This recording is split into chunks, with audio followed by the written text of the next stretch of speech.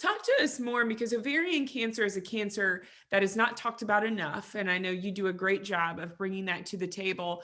But tell us why you almost let that thought of I'm too busy to override your appointment. What kinds of symptoms? Why were you going to the doctor? I was going for a normal appointment. I Mm. wasn't going because I had symptoms of anything. I was thinking, how fast can I get in and out and on with my day?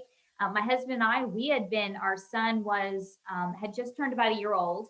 And we were thinking, all right, so let's, go get the prenatal vitamins and get set. And maybe we'll start trying for baby number two. And I was not going in because I thought I had a health challenge. And that all changed in 15 minutes. I was told, no, don't make any baby plans. Don't even do yoga. We don't want you running just because we don't want it to twist or turn. We've got to figure out what this is.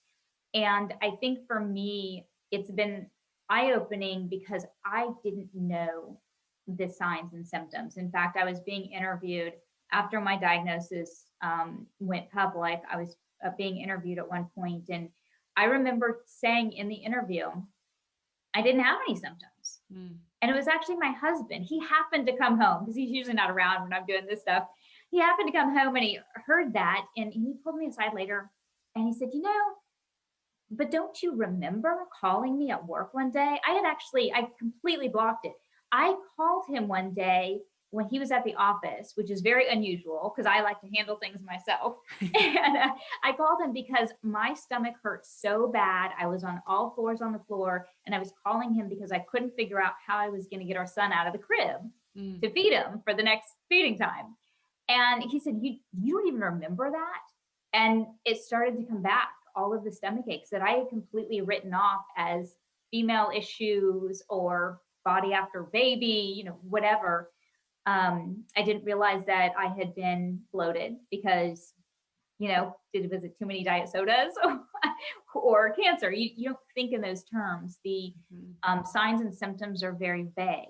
I had lost a lot of weight. I lost about 8 pounds, I think, in a month, but I had just finished nursing our son. My body was going through all wacky things. I didn't know. I'm thinking I lost some baby weight. Awesome. So for me, it was never a sign or symptom. And I think that's what scares me the most. And that's maybe what makes me want to get out and talk about it the most, because we can't take those for granted. If you're having those symptoms for more than 2 weeks, get to a doctor. You figure out what's going on. Not that everyone's going to, have a stomach ache and get cancer, but just you want to stay in tune with what's going on. And I think most of the time, we're our own best health advocates. We are the most in tune with our bodies. We know when something's off if we remember to pay attention to it.